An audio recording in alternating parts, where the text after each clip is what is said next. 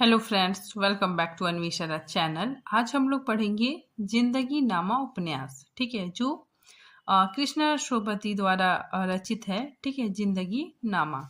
ठीक है, तो इस उपन्यास को पूरे विस्तार से पढ़ेंगे। ठीक है, चलिए आइए पढ़ना स्टार्ट करते हैं। देखिए, सबसे पहले कृष्णा श्रोपति, ठीक है, इनके बारे में जानते हैं। ठीक है, इनका जीवन परिचय। इनका जन्म 1925 ईस्वी में हुआ। ठीक है, और इनकी मृत्यु 2019 ईस्वी में हुई। ठीक है, ये हिंदी की आख्यायिका यानी फिक्शन लेखिका थी। ठीक है, इन्हें 1980 में साहित्य अकादमी पुरस्कार मिला। ठीक है, काफी इंपॉर्टेंट है, याद रखिएगा आप लोग कि इन्हें 1980 में साहित्य अकादमी पुरस्कार मिला और 2017 में इन्हें भारतीय साहित्य के सर्वोच्च सम्मान ज्ञानपीठ पुरस्कार से सम्मानित किया गया। ठीक है, अब देखिए इनके द्वारा रचित कहानी संग्रह। ठीक है, तो देखिए इनके द्वारा रचित कहानी संग्रह बादलों के घेरे। ठीक है, मित्रों मरजानी। ठीक है, काफी इंपॉर्टेंट है, पूछा जाता है। मित्रों मरजानी किनकी रचना है? तो कृष्णा श्रोपति। ठीक है, फिर नेक्स्ट यारों के यार, तीन पहाड़, ऐ लड़की, मेहरबान सिंह। ठीक है, तो ये इनके द्वारा रचित प्रमुख कहानी संग्रह है। अब इनके द्वारा रचित महत्वपूर्ण उपन्यास। ठीक है, तो इन्होंने उपन्यास की भी रचना की। ठीक है, तो कौन कौन है देखिए, सूरजमुखी अंधेरे में। ठीक है, जिंदगी नामा। ठीक है, जो हम लोग अभी पढ़ने वाले हैं। ठीक है, नेक्स्ट दिलो दनिश, समय सरगम। ठीक है, गुजरात पाकिस्तान से हिंदुस्तान। ठीक है, तो ये इनकी द्वारा रचित उपन्यास है। ठीक है, अब देखिए 25 जनवरी 2019 ईस्वी को नई दिल्ली में इनका निधन हुआ। ठीक है, कृष्णा श्रोपति द्वारा रचित उपन्यास जिंदगी नामा का प्रकाशन सन 1979 ईस्वी में प्रकाशित हुआ। ठीक है, तो काफी इंपॉर्टेंट है। जिंदगी नामा का प्रकाशन वर्ष याद रखिएगा आप लोग, 1979 ईस्वी में ये प्रकाशित हुआ। ठीक है, अब देखिए अगर हम लोग उपन्यास ओपन करेंगे, ठीक है, जो बुक है उसको अगर हम खोलेंगे तो फर्स्ट पेज में कृष्णा श्रोपति जी के बारे में ही लिखा हुआ है। ठीक है, तो देखिए इनकी भूमिका, इस उपन्यास की भूमिका भारतीय साहित्य के परिदृश्य पर हिंदी की विश्वसनीय उपस्थिति के साथ कृष्णा श्रोपति अपनी संयमित अभिव्यक्ति और सुथरी रचनात्मकता के लिए जानी जाती है। ठीक है, कम लिखना को वे अपना परिचय मानती है, जिसे स्पष्ट इस तरह किया जा सकता है कि उनका कम लिखना दरअसल विशिष्ट लिखना है। ठीक है, तो ये पंक्ति किसके बारे में लिखा गया है? तो कृष्णा श्रोपति के बारे में लिखा गया है। उपन्यास की शुरुआत कविता से होती है। ठीक है, तो देखिए उपन्यास की जो शुरुआत है वो कविता से होती है। ठीक है, देखिए इतिहास जो नहीं है और इतिहास जो है वह नहीं, जो हुकूमतों की तख तगाहों में परमाणु और सबूतों के साथ ऐतिहासिक खातों में दर्ज कर सुरक्षित कर दिया जाता है। ठीक है, तो ये बहुत ही इम्पोर्टेंट है। ठीक है, ये जो पंक्ति है, ठीक है, ये पूछा गया था। ठीक है, कि किस उपन्यास से है? तो जिंदगी नामा। शरद पूर्णिया की रात। ठीक है, तो उपन्यास की जो शुरुआत है, ठीक है, तो वो शरद पूर्णिमा की रात से होती है। ठीक है, तो ऐसा पूछा जा सकता है कि कौन सी रात से उपन्यास का प्रारंभ होता है? तो शरद पूर्णिमा। ठीक है, फिर आगे देखिए, इसमें पंजाब के विगत सती की जिंदगी का पूरा ब्यौरा प्रस्तुत किया गया है।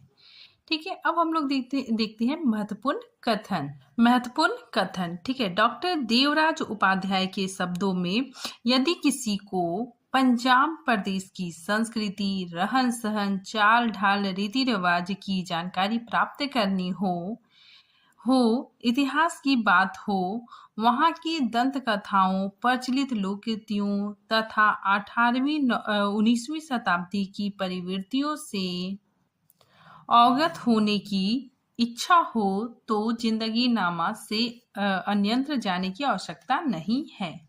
ठीक है। तो ये कथन देवराज उपाध्याय का है, ठीक है, जो काफी सही भी है। ठीक है, आगे देखिए, डॉक्टर रामचंद्र तिवारी के अनुसार इस उपन्यास की सबसे बड़ी कमजोरी यह है कि इसमें सब कुछ बेतारतीब और अनियंत्रित है। ठीक है, कथा विन्यास में कसावट का नितांत अभाव है। इनकी भाषा में पंजाबीपन इतना अधिक है कि कहीं कहीं हिंदी का सामान्य पाठक विचलित हो जाता है। पूरा उपन्यास हिंदी उपन्यास के वर्तमान ढांचे के लिए चुनौती बनकर उपस्थित हुआ है। ठीक है, तो ये कथन डॉक्टर रामचंद्र तिवारी का है। ठीक है, इसमें इन्होंने थोड़ा सा नकारात्मक कहा है। ठीक है, और साथ में सही भी है कि इसमें मतलब पंजाबी शब्दों का बहुत ज्यादा प्रयोग किया गया है। ठीक है, जिसकी वजह से पाठकों का विचलित होना स्वाभाविक है। लेकिन फिर भी कहा जा सकता है कि यह उपन्यास पंजाब के ग्रामीणों और किसानों के जीवन का प्रामाणिक चित्रण करने में सफल हुआ है। ठीक है, अब देखिए, जिंदगी नामा जो उपन्यास है, ठीक है, उसका जो बैक पेज है, ठीक है, उसमें कुछ महत्वपूर्ण कथन है। ठीक है, तो देखिए, ये कथन उपन्यास का जो बैक पेज है, ठीक है, उसमें उसी से लिया गया है। ठीक है, तो देखिए, जिंदगी नामा जिसमें ना कोई नायक है, ठीक है, ना कोई खलनायक है, सिर्फ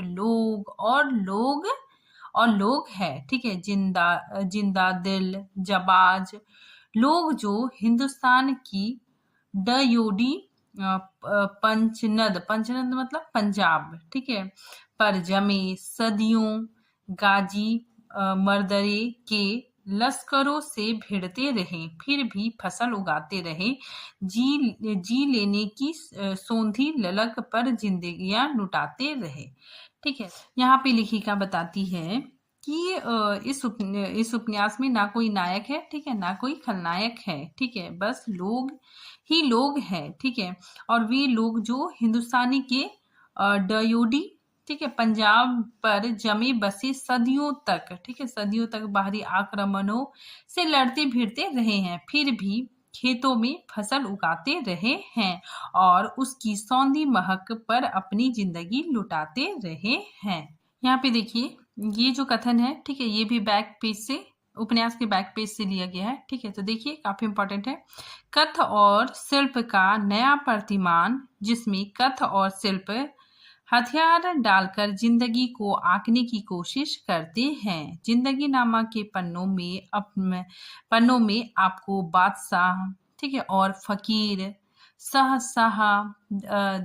दरवेश और किसान एक साथ खेतों की मुंडेरों पर खड़े मिलेंगे। ठीक है, सर्वसाधारण की वह भीड़ जो हर काल में, हर गांव में, हर पीढ़ी में सजाए रखती है। ठीक है, तो काफी इंपॉर्टेंट है, यहाँ से भी प्रश्न बन जाते हैं। ठीक है, तो ध्यान रखिएगा आप लोग। आगे देखिए, खेती की जमीन किसानों की होकर भी उसकी नहीं है। ठीक है, तो यहाँ पे बताया जा रहा है कि खेती की जमीन किसानों की होकर भी उसकी नहीं है। वह जमीन साहो मतलब जमींदारों की नहीं है। ठीक है, मगर उसके हाथों में है। ठीक है, तो जमीन किसके हाथ में है? जमींदारों के, ठीक है, साहो के हाथ में है। शोषण की इसी रूप को उपन्यास में उजागर किया गया है। ठीक है, तो शोषण के इसी रूप को इस उपन्यास में उजागर किया गया है। कृष्णा शोभती जी ने पंजाब के ग्रामीण जीवन को अपनी पुस्तक की कथा वस्तु चुना है। ठीक है, इसमें लेखिका ने उन किसानों के दर्द को बार बार उभारा है जो जमीन पर हर साल मेहनत मशक्कत कर फसलें उगाते हैं। ठीक है, पर उनके मालिक वे नहीं है। ठीक है, मतलब फसल वे उगाते हैं लेकिन किसान उसके मालिक नहीं हैं। सूद के कुचक्र में फंसकर उनकी जमीनें साहूकार के हाथों में चली जाती है। ठीक है, तो इस चीज को लेखिका ने इस उपन्यास में बतलाया है। ठीक है, आगे देखिए, जिंदगी नामा का प्रकाशन प्रकाशन 1979 ईस्वी में हुआ। ठीक है, और 1980 ईस्वी में इन्हें साहित्य अकादमी पुरस्कार मिला। ठीक है, काफी इंपॉर्टेंट है। फिर आगे देखिए, इनके 2 भाग प्रकाशित हुए। ठीक है, पहला भाग जिंदा रुख नाम से प्रकाशित हुआ और दूसरा भाग जिंदगी नामा से प्रकाशित हुआ है।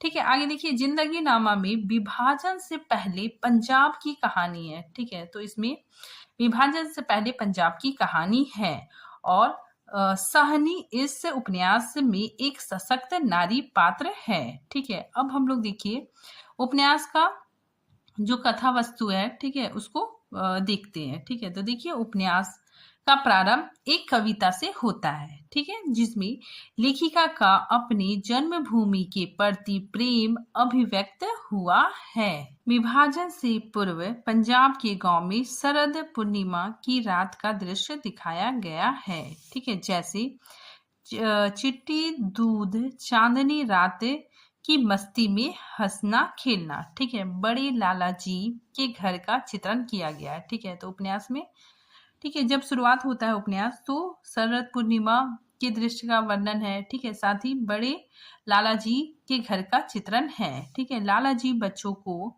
सूरज और चंद्रमा की कथा सुनाते हैं। ठीक है, पंजीरी का प्रसाद पूरे गांव में बांटा जाता है। ठीक है, और बाद में बड़े लाला द्वारा गांव को कथा सुनाया जाता है। ठीक है, आगे देखिए, जिंदगी नामा में डेरा जट्टा गांव की कथा वस्तु को दर्शाया गया है।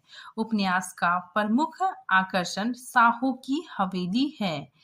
शाही के पास जमींदारी है। ठीक है, तो साहो के पास क्या है? जमींदारी है। वे किसानों की जमीन पर उन्हें उधार देते हैं। ठीक है, तो ये जमींदार क्या करते हैं? किसानों को उधार देते हैं। किसान कर्ज में डूबता जाता है और साहू के पास जमीन बढ़ती जाती है। ठीक है, उस जमीन पर किसान साहू के लिए अनाज उपजाता है। ठीक है, तो किसान क्या करता है? साहू के लिए, जमींदारों के लिए अनाज उगाता है। ठीक है, और स्वयं भूमिहीन मजदूर बनकर रह जाता है। ठीक है, आगे देखिए, साहू की हवेली में रहने वाली शाहजी और उनकी पत्नी साहनी है। ठीक है, तो देखिए जो हवेली है, ठीक है, साहू की हवेली, उसमें साहनी जी, ठीक है, और शाहजी रहते हैं। ठीक है, दोनों पति पत्नी हैं। ठीक है, आगे देखिए, शाहजी के छोटे भाई काशी शाह और उनकी पत्नी बिंद्रा दाई है। ठीक है, तो शाही जी का छोटा भाई काशी शाह है। ठीक है, और उनकी पत्नी बिंद्रा दाई है। ठीक है, शाह जी पुराने जमींदार विचारों वाले व्यक्ति है। ठीक है, तो शाह जी जो पुराने जमींदारों की जो सोच है, ठीक है, जो विचार है, उनका विचार भी उसी तरह है। ठीक है, लेकिन काशी शाह, ठीक है, काशी शाह कौन है? शाह जी का छोटा भाई। ठीक है, तो काशी शाह उदार हृदय और आध्यात्मिक व्यक्ति है। साहों की हवेली पर हमेशा गांव के कुछ खास लोग की महफिल जमी हुई रहती है। ठीक है, इसमें हिंदू और मुसलमान दोनों ही व्यक्ति सम्मिलित होते हैं। ठीक है, दोनों के बीच प्रेम और विश्वास कायम है। ठीक है, आगे देखिए, शाह जी ऊपरी तौर पर किसानों के हितैषी बने रहते हैं। ठीक है, तो ये जो शाह जी है, ठीक है, जमींदार है, तो ये ऊपरी तौर पर किसानों के हितोषी बने रहते हैं, लेकिन भीतर ही भीतर शोषण का व्यापार भी चलता रहता है। ठीक है, गांव में जाति और पेशे के आधार पर लोगों की हस्तियां हैं। गांव के बहुत सारे जाट युवक अंग्रेजी फौज में भर्ती है। ठीक है, फौज के किस्से, अदालती मुकदमों के विमर्श और कहीं कहीं मिठाइयों की किस्म पर भी लंबा वार्तालाप किया गया है। गांव में सुहाना समय है। ठीक है, सुहाना मौसम है। यहाँ सोबती जी ने परिवेश चित्रण किया है। ठीक है, लोहड़ी पंजाबियों का त्योहार है। ठीक है, तो देखिए लोहड़ी के पहले त्रिंजन का चित्रण किया है। ठीक है, लेखिका ने किया है, जिसमें गांव की कुंवारी लड़कियां मिल बैठकर चरखा गाती है, गीत गाती है, वह हंसती है, ठीक है, हंसती है, बोलती है, औरतें आपस में छेड़छाड़ करती है, ठीक है, मतलब हंसी मजाक करती है। वह आधी रात तक यह त्योहार चलता है, ठीक है, तो ये त्योहार आधी रात तक चलता रहता है, ठीक है। लड़के भी, ठीक है, लड़के भी लोहड़ी मांगते हैं और इस पूरे उत्साह को बड़ी ही सजीवता के साथ कृष्णा शोभती जी ने चित्रित किया है, ठीक है। तो ये जो लोहड़ी त्योहार है, ठीक है, इसको लेखिका ने बहुत ही अच्छे ढंग से प्रस्तुत किया है। आगे देखिए, साहनी की कोई संतान नहीं है, ठीक है। साहनी कौन है? शाह जी की पत्नी, ठीक है। तो साहनी की कोई संतान नहीं है, इसी वजह से वह दुखी रहती है, ठीक है। साथ ही उसके मन में मां बनने की तीव्र इच्छा भी है। चाची मेहरी को साथ में लेकर साहनी संतान प्राप्ति की इच्छा से बाबा फरीद के दरबार जाती है, ठीक है। तो ये जो साहनी है, ठीक है, ये चाची मेहरी के साथ बाबा फरीद के दरबार में मन्नत मांगने के लिए जाती है, ठीक है। वह रास्ते में चाची मेहरी, ठीक है, तो इनकी जो चाची मेहरी है, ठीक है, ये अपना ससुराल जाती है, ठीक है। तो अपनी पहली ससुराल में रुकती है, ठीक है, जहां दीदार सिंह के साथ उसकी शादी हुई थी, ठीक है। पर उसकी मृत्यु के बाद गणपत शाह के साथ वह रहने लगी थी, ठीक है, और इसके साथ वह चाची मेहरी बन जाती है, ठीक है। आगे देखिए, सहानी गर्भवती होती है, ठीक है। तो सहानी गर्भवती होती है, इसी खुशी में पूरे गांव में खिलाया पिलाया जाता है, ठीक है। तो पूरे गांव को खिलाया पिलाया जाता है। आगे देखिए, शाह जी और साहनी का पुत्र लाली शाह होता है, ठीक है, काफी इंपॉर्टेंट है, नाम याद रखिएगा आप लोग कि शाह जी और साहनी का पुत्र लाली शाह होता है। बच्चे लाली शाह के जन्म पर उत्साह मनाया जाता है, ठीक है, काफी धूमधाम से उत्साह मनाया जाता है, ठीक है, बच्चे के जन्म पर, ठीक है, पूरे गांव वालों को खिलाया जाता है, ठीक है। इसके पश्चात मतलब इसके बाद बैसाखी का त्योहार आता है, ठीक है। तभी किसानों के साहों द्वारा शोषण को भी दिखाया गया है, ठीक है। देखिए, लोहड़ी त्योहार आया, ठीक है, उसके बाद फिर लेखिका ने बैसाखी त्योहार का वर्णन किया, ठीक है। आगे देखिए, न्यायिक तंत्र में भी आम आदमी किस तरह पिसता है, ठीक है, इसको उपन्यास में अत्यंत कौशल के साथ दिखलाया है, ठीक है। तो लेखिका ने इस चीज को दिखलाया है कि न्यायिक तंत्र के साथ आम आदमी किस तरह पिसता है, ठीक है। आगे देखिए, बैसाख के त्योहार के बाद बरसात, ठीक है, बरसात के मौसम का भी चित्रण है, ठीक है। तो बरसात के मौसम का भी चित्रण किया गया है, ठीक है। फौजियों के बहुत से किस्से भी चित्रित किया गया है। जहांदार व गंडा सिंह रिटायर होकर फौजी जीवन के किस्सों से गांव भर का जी बहलाते रहते हैं। इस गांव में गांव वासी एक साथ मिलकर गप्पे मारते हैं, ठीक है। इसे चौपाल चर्चा को इस उपन्यास में मजलिस कहा जाता है, ठीक है। तो गांव के लोग एक साथ बैठकर गप्पे मारते हैं, ठीक है, उसको चौपाल चर्चा कहा जाता है, ठीक है। लेकिन इस उपन्यास में लेखिका ने मजलिस कहा है, ठीक है। देखिए, इसके बाद दिवाली का चित्रण होता है, ठीक है। दो त्योहार हो गया, ठीक है। उसके बाद फिर दिवाली का चित्रण होता है। यह लाली शाह की पहली दिवाली होती है, ठीक है। काफी मिठाइयों के नाम बताए गए हैं, ठीक है। तो इस उपन्यास में काफी मिठाइयों का नाम बताया गया है, ठीक है। तो यहाँ एक चीज ध्यान रखिएगा कि लोहड़ी का जितना अच्छे से चित्रण किया गया, ठीक है, उतना अच्छा से दीपावली का चित्रण लेखिका ने नहीं किया, ठीक है। बस मिठाइयों के ढेर सारे नाम बताए गए हैं। शाह जी के दरबार में, ठीक है, लगने वाली मजलिस में, ठीक है, नाई रमजान, मौलवी इलमदीन, ठीक है, चौधरी मौलादात, कर्म इलाही, रमजान, कृपा राम, फतेह खान, ठीक है, पंडित दास, गंडा सिंह आदि भाग लेते हैं, ठीक है। और इस चर्चा में राजनीतिक विषय पर भी चर्चा होती है, ठीक है। फिर आगे अब देखिए राबिया। राबिया शाह जी के प्रति आकर्षित है, ठीक है। साथ ही लाली शाह के देखभाल करने के लिए इसे रखा गया है, ठीक है। देखिए राबिया लाली शाह की देखभाल करने के लिए रखी गई है। वह शाह जी के प्रति आकर्षित है, ठीक है। यह जानते हुए भी साहनी, साहनी कौन है? शाह जी की पत्नी, ठीक है। तो साहनी मौन रहती है, ठीक है। साहनी राबिया को शाह जी के मनोरंजन के लिए गीत गाने को कहती है, ठीक है। और इतना त्याग करती हुई, ठीक है, इतना त्याग करती हुई साहनी इस उपन्यास में दिखाई देती है, ठीक है। आगे देखिए, इस उपन्यास में कथा कम परंतु दृश्य बहुत अधिक है। गांव में बसी हिंदू, मुस्लिम और सिख समुदाय की जिंदगी के अनेक चित्रों को सांस्कृतिक बिंब के माध्यम से प्रस्तुत किया गया है। साथ ही मानवीय संवेदना व संबंधों का सजीव चित्रण किया गया है।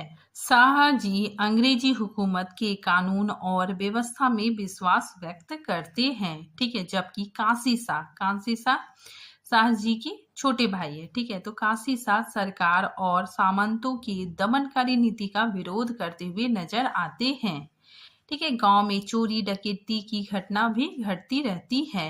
आपसी रंजिश को लेकर हत्याएं भी होती है, ठीक है। आगे देखिए, पुलिस प्रशासन और शाह जी के बीच सदैव हुई मधुर संबंध रहते हैं, ठीक है। क्योंकि शाह जी सरकारी लोगों की तारीफदारी करते हैं, ठीक है। शाह जी तथा थानेदार सलामत अली, ठीक है, सलामत अली के संबंध को दर्शाया गया है, ठीक है। आगे देखिए, यहाँ पे लेखिका ने जो पुलिस प्रशासन है, ठीक है, उसका भी लेखिका ने वर्णन किया है, ठीक है। आगे देखिए, शाह जी की महफिल में अंग्रेजी हुकूमत और अंग्रेजी सेना में भर्ती पंजाबी लोगों की बातों का चित्रण है।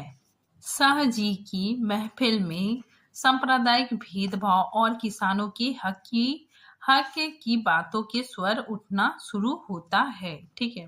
तो शाह जी का जो हवेली है, ठीक है, उसमें मतलब महफिल जमता है, ठीक है, मजलिस होता है, ठीक है। तो उसमें हिंदू, मुस्लिम, ठीक है, और अन्य जाति के लोग भी आते हैं, ठीक है। उसमें डिस्कस होता है, ठीक है। तो उसी चीज को यहाँ पे बताया जा रहा है कि शाह जी के महफिल में सांप्रदायिक भेदभाव और किसानों के हक की बातों का स्वर भी उठना शुरू हो जाता है।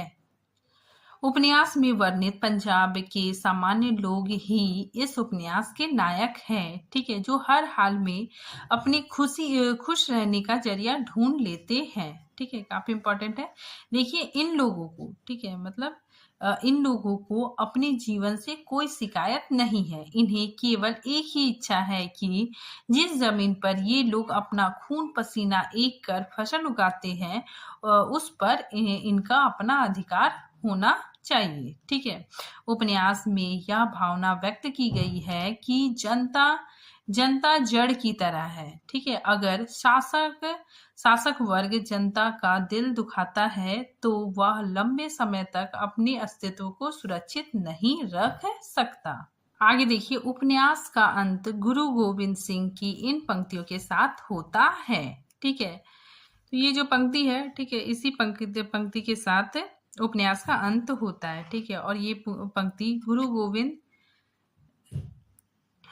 गोविंद सिंह द्वारा लिखा गया है, ठीक है, जिसका अर्थ होता है कि जब दूसरे सब रास्ते कारगर ना हो, ठीक है, मतलब कोई दूसरे रास्ते जब दिखाई ना दे, ठीक है, तो जुल्म के खिलाफ तलवार उठा लेना जायज है, ठीक है। तो ये संदेश गुरु गोविंद जी का है, ठीक है। तो और इसी के साथ ये उपन्यास